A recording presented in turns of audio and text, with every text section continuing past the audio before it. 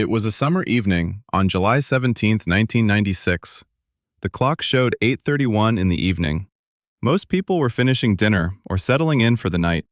High above the water, 13 kilometers south of East Moriches, New York, a Boeing 747-131 was heading out on a routine trip. 230 people were on that plane. One moment they were flying through the night. The next, there was nothing left. 230 lives ended in an instant. There were 0 survivors. How does a massive machine like a Boeing 747 just vanish from the sky? Why did a flight that started so normally turn into a tragedy? What happened in those final seconds that left experts searching for answers for years? I'm Captain James Harlow. I spent 28 years in the cockpit, and I've seen a lot of things. Welcome aboard. We're going to look at the facts of this flight, registration number N93119, and try to understand what happened to those 230 people. This plane had been flying since 1971 and had logged over 93,000 hours in the air. The NTSB spent 4 years and 1 month trying to solve this mystery under report number NTSB/AAR-00-03. Let's walk through this together. When you look at an aircraft like this one, you have to start with the history of the machine itself. We're talking about a Boeing 747-131. This was a massive, iconic piece of engineering. It was manufactured in 1971. By the summer of 1996, this plane had been in service for 25 years. A quarter of a century of hauling people across oceans and continents. The manufacturer serial number was 20083/153. It had clocked in 93,303 total flight hours. When you operate a machine that long, you expect reliability. But every flight is a new chapter. The people on board were 230 souls. That's a full plane. Families going on vacation, business travelers trying to get home, crew members doing their jobs. They were departing from New York John F. Kennedy International Airport, bound for Paris Charles de Gaulle Airport. It was supposed to be a standard, long-haul flight across the Atlantic, the kind of flight where you get comfortable, maybe watch a movie, and catch some sleep before you land in France. They never got the chance to settle into the cruise phase properly. Flying a Boeing 747 requires a high level of skill. These pilots would have been seasoned veterans. To sit in the left or right seat of a jumbo jet, you don't just walk in off the street. They would have had thousands of hours of training, dealing with everything from engine-out scenarios to complex weather patterns. They were responsible for those 230 lives. In the cockpit, you rely on the aircraft to tell you its story through the instruments. You constantly monitor the health of those engines, the Pratt & Whitney JT9D-7AH power plants. They were the heartbeat of that plane. You check your fuel, your altitude, and your navigation systems every few minutes. It becomes second nature. But when something goes wrong in a way the manuals don't cover, that's when the training has to take over. Sometimes there's just no time. 1996 was a different time for aviation safety and security. Trans World Airlines, or TWA, was a household name. They had a long history in the industry. People trusted them to get them from New York to Paris safely. When this plane took off, it was just another flight in a busy schedule. Nobody saw this coming. You have a crew, you have a plane with over 93,000 hours, and you have a clear mission to cross the ocean. It should have been routine. It should have been boring. Instead, it became a mystery that required 4 years and 1 month of investigation by the NTSB to piece together what happened.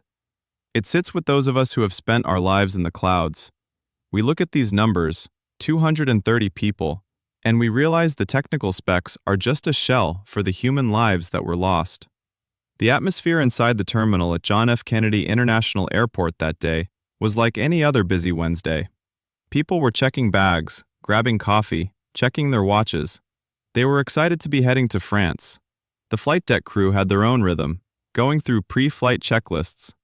They checked the flight controls, the hydraulics that move the flaps and the rudder, and the navigation systems that guide the plane across the Atlantic. Everything looked good.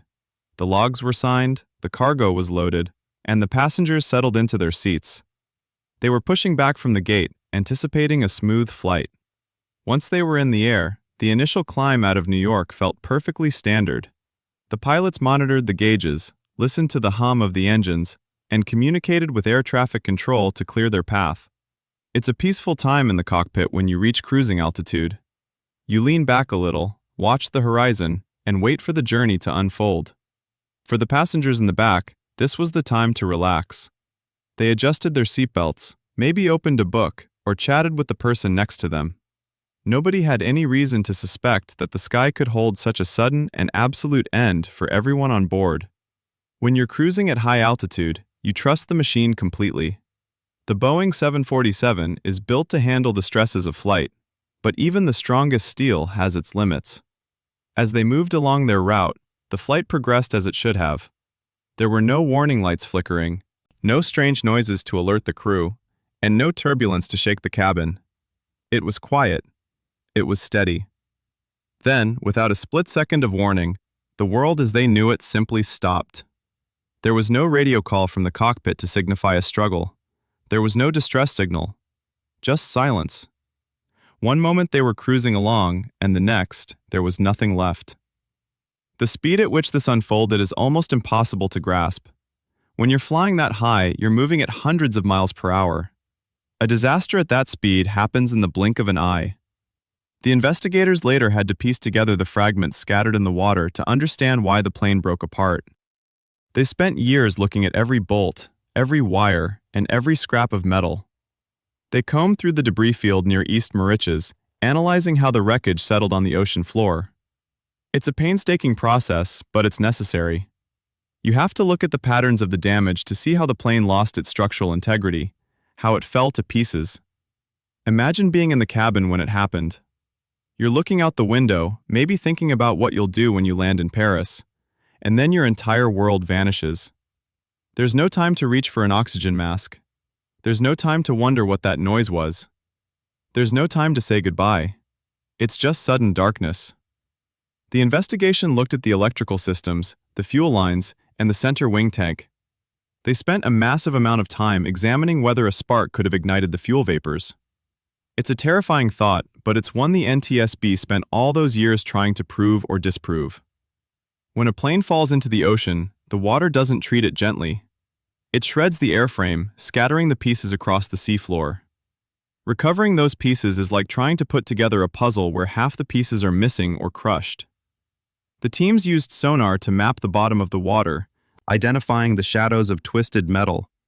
They brought up pieces one by one, laying them out in hangars so they could rebuild the ghost of the plane. You walk into a room like that and you feel the weight of it. You see the dented aluminum, the torn interior walls, and the personal items that were never meant to be found in the mud. It's a sobering reminder of the fragility of everything we take for granted. Even with all the technology we have today, even with thousands of hours of flight data we collect, some events remain shrouded in darkness. The investigation lasted 4 years and 1 month. The experts were looking for a smoking gun, some clear evidence that would explain exactly why this happened. They looked at the possibility of a missile, mechanical fatigue, and human error. They tested everything. They simulated the flight path over and over again in laboratories, trying to recreate the conditions that led to the breakup. But at the end of the day, you're left with the cold facts. The plane went down. 230 people were lost. The questions that remain are just as heavy as the wreckage they pulled from the water. The 230 people on that Boeing 747 were not just statistics in a report. They were people with homes, jobs, and loved ones waiting for them to arrive. They deserved to reach their destination. It hurts to think about how quickly their future was taken away. The flight path was supposed to take them across the Atlantic, a path flown millions of times, but for them, it ended abruptly 13 kilometers south of East Moriches. That distance, that specific location, became a marker for a tragedy that would change the way we look at safety for decades to come. I keep thinking about the pilots. They were sitting there, staring out at the night sky, and then everything changed. Maybe they saw a flash. Maybe they heard a sound.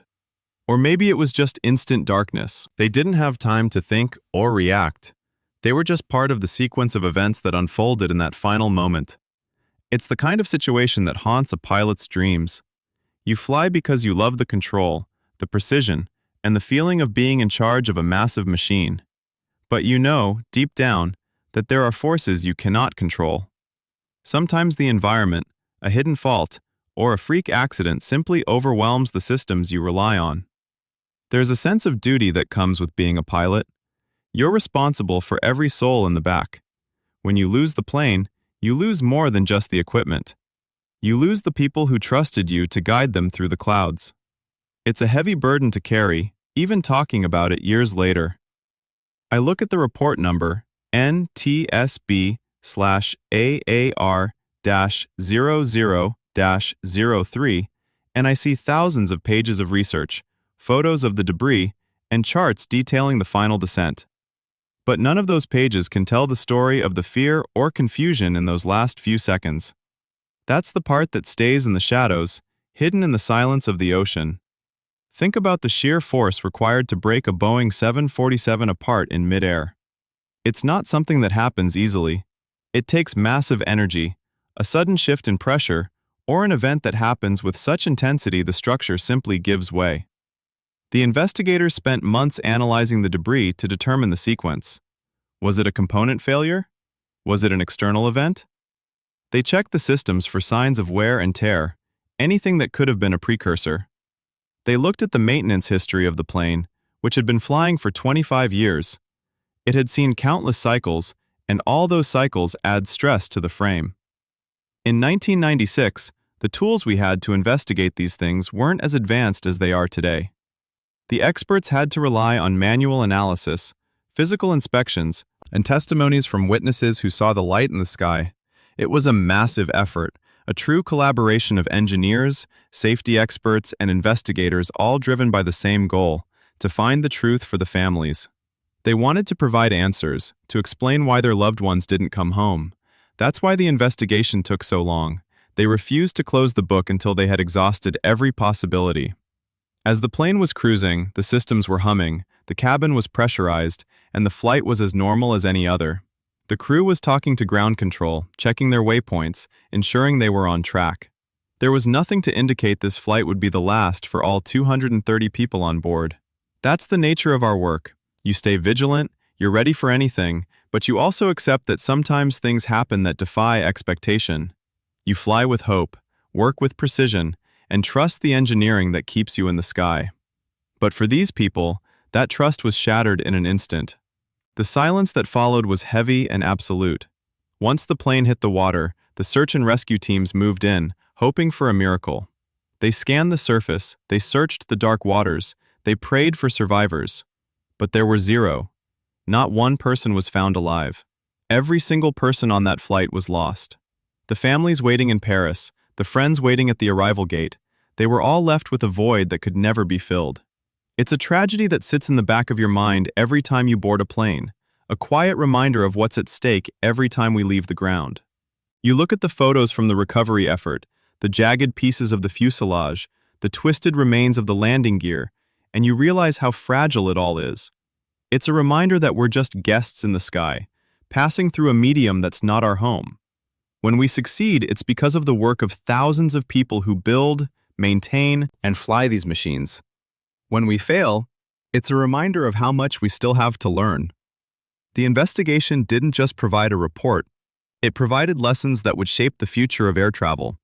But for the 230 souls on board, those lessons came far too late. The most important part of this entire story is not the technical data, but the memory of the people. Each one of them had a life, a story, and a destination.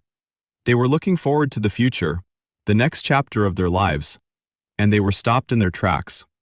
It's a heavy thought, and it's why we keep talking about these things. We keep the memory alive, we learn from the past, and we try to make sure the skies are safer for everyone who follows. It's the only way to honor those who were lost. They were part of a flight supposed to be a standard passage, and instead, they became part of history. A history none of us wanted to write, but one we have to remember. It's the story of a summer night, a flight to Paris, and a mystery that still echoes through aviation history. The Boeing 747-131, the 230 lives, the long and painful investigation. It all adds up to a chapter we can never truly close. We just keep reading it, over and over, trying to find the peace that the families deserve. Everything happens in a heartbeat. Imagine you're sitting in that row seat, maybe leaning back because the meal service is over and the cabin lights are dimmed. Just a regular flight. Then, without a sound, the floor beneath you vanishes. It's not like a roller coaster where you see the drop coming. This is different. The physics take over instantly. The G-forces press you into your seat or throw you against the tray table.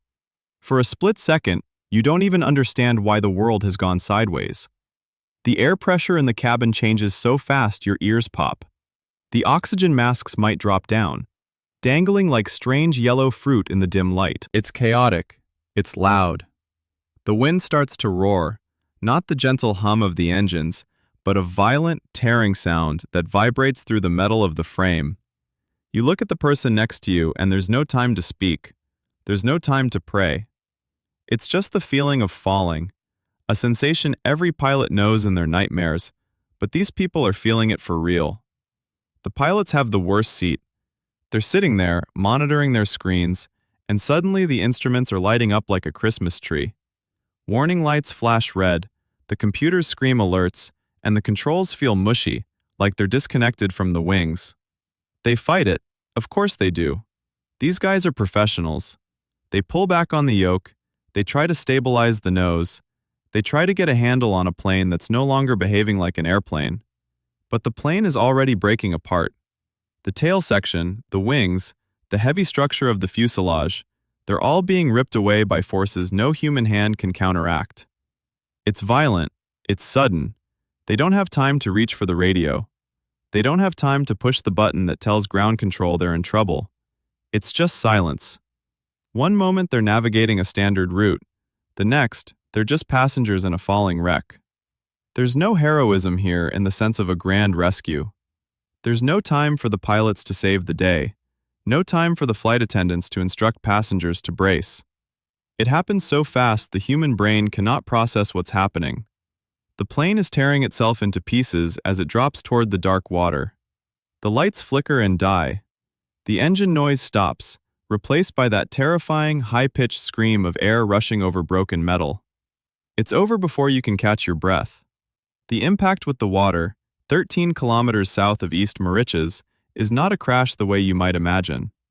It's an immediate, absolute end.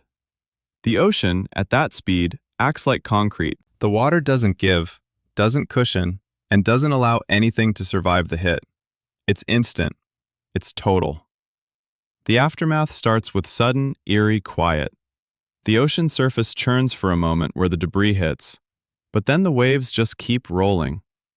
The first responders, people on boats nearby, don't even know what they're looking at first. They see a fire on the water, a glow that shouldn't be there, and they think it might be a ship or boats having trouble. They head out there in the dark, thinking they're going to help someone, maybe pull a few people out of the water. But when they arrive, they see the truth. They see bits of luggage, pieces of seat upholstery, the small, sad items that remind you these were real people. They call out, they scan the surface with their lights, but they find nothing. No voices calling for help, no wreckage large enough to hold a person. Just the empty, dark Atlantic and the smell of fuel hanging in the air. Back on shore, the news starts to spread. Phones ring in homes across the country and in France. Families are waiting for their loved ones to land, checking arrival boards at the airport, watching the time tick past when the plane was supposed to be at the gate. It's a slow, agonizing realization. The airport staff whispers. The faces of the people waiting turn from excitement to confusion, then to a cold, sinking dread. They don't know it yet, but their lives just changed forever. The NTSB investigators are already being paged, packing their bags to head to New York, and the tragedy is starting to move from the ocean floor into the record books. It's a terrible process, but it begins right there, in those first few hours of confusion and shock. Everything is scattered. Everything is broken. The search, the long, hard search for the truth, is just beginning. First, we have to talk about the fuel tank in the center of the fuselage. On a Boeing 747-131, That space is massive. It's designed to hold thousands of pounds of fuel to keep you in the air for those long journeys across the ocean. But here's the thing. As the fuel level drops, the space left behind fills up with fuel vapors. Under normal conditions, that's supposed to be safe.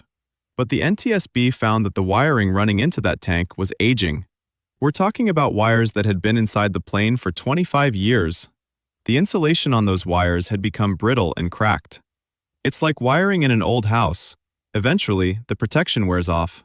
The investigators concluded that an electrical spark, likely from those compromised wires, found its way into the center wing tank. That's where it all went wrong. The fuel vapors inside were waiting for a source of ignition. It turned that tank into a bomb. The crew never stood a chance because the explosion was instantaneous. It ripped through the center of the airframe, cutting the plane in two before anyone in the cockpit could even process a warning light. Second, consider the environment inside that specific tank.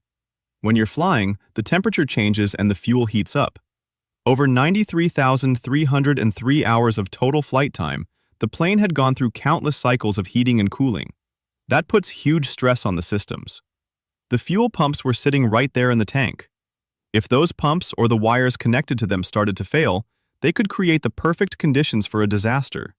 It's like leaving a rag soaked in gasoline in a hot garage. It's just a matter of time before something happens. The investigators spent 4 years and 1 month digging through the wreckage, and they kept coming back to this. It wasn't a missile, and it wasn't pilot error. It was hidden, silent decay of the electrical system that nobody could see during a standard pre-flight check. That's the reality of aviation. Sometimes the most dangerous thing on the plane is the part you cannot inspect without taking the whole machine apart. Third, we need to look at how the design of the aircraft interacted with this specific failure. When this Boeing 747 was built in 1971, the safety standards for fuel tank wiring were just different. We didn't fully appreciate how dangerous those vapors could be when mixed with an electrical fault. Think of it like this. The designers built a safe ship, but they didn't know about that one specific crack in the hull. Once that spark ignited the tank, the structural integrity of the plane was gone in a fraction of a second. The nose of the plane, where the pilots were sitting, essentially broke off from the rest of the body. You can imagine the chaos. The plane was moving at cruising speed, and suddenly, the control cables and the hydraulic lines were severed by the force of the explosion. The pilots had no way to communicate or control the aircraft because the brain of the plane was physically disconnected from the wings and the tail. It's a sobering thought. You can have the best, most experienced crew in the world, but if the machine literally falls apart around them, there's nothing left to do. They didn't have a failure of judgment. They had a failure of the foundation. That's why we changed the rules for how we protect those tanks after this. We learned that you cannot just rely on the age of the plane to tell you if it's safe. You have to look at the wiring, the fuel, and the environment inside those tanks every single time. It took a tragedy of this scale to force us to look at those dark, hidden spaces in the wings. It's not just about the engines or the wings anymore. It's about every single wire and every single sensor that keeps the plane alive. When you lose that connection, you lose the plane. That's exactly what happened over the water that night. No warning, no time, just a sudden end to 230 lives. That's the lesson that stays with me, and it's the one we carry into every cockpit today. We check, we inspect, and we never assume that because it worked yesterday, it will work today. That's how we respect the people who didn't make it home. Here's the thing that really matters. When the NTSB closed the book on report number NTSB/AAR-00-03, they didn't just leave us with a mystery. They left us with a mandate. Because of what happened to those 230 people, the Federal Aviation Administration had to completely rewrite the rules for fuel tank safety. They introduced the Special Federal Aviation Regulation number 88 in June of 2001. Before this, we didn't think about the wiring inside the empty space of a fuel tank as a major threat. We thought it was isolated. We were wrong. This regulation forced every single airline to go back and perform a total overhaul of the wiring, the insulation, and the sensors inside those tanks. They had to prove, with actual testing and data, that a spark could never again reach the fuel vapors. It was a massive, expensive, and necessary undertaking that changed how every Boeing 747 and every other large jet was maintained from that day forward. It's one of those things where the industry only learns when the cost is paid in full. We stopped assuming that old planes were inherently safe just because they'd been flying for decades. We started looking at aging electrical systems with the same intensity we look at the engines. It was a complete shift in the culture of maintenance, moving from fixing things when they broke to preventing the invisible, silent dangers before they could ignite. This change didn't just fix the planes, it forced engineers to think differently about the entire life cycle of an aircraft. They implemented new testing for something called ignition mitigation. That basically means they put in barriers and better shielding to ensure that if a wire frays after all those years in the sky, it cannot cause a fire. It's a technical fix for a human problem. We learned that we cannot be complacent. We learned that the very thing keeping a plane in the air, the fuel, could become the thing that destroys it if we're not paying close attention to the small, boring, unseen parts of the machine. That's the legacy of those 230 lives. Every time I walk through a pre-flight inspection now, I think about those wires. I think about the fact that sometimes the most dangerous threat is the one you cannot see until it's too late. That's the lesson that stays with me, and it's a lesson that has saved countless lives in the years since. It's a heavy price to pay for a lesson, but it's one we honor every time we step into the cockpit and do our jobs the right way. When I talk about these accidents, I'm not just reading from a manual. I'm thinking about those 230 people who were just trying to get to Paris. They had lives, families, and plans that were all silenced in a heartbeat. It's a haunting thought, knowing they were just going about their day, unaware their flight would become such a dark chapter in aviation history.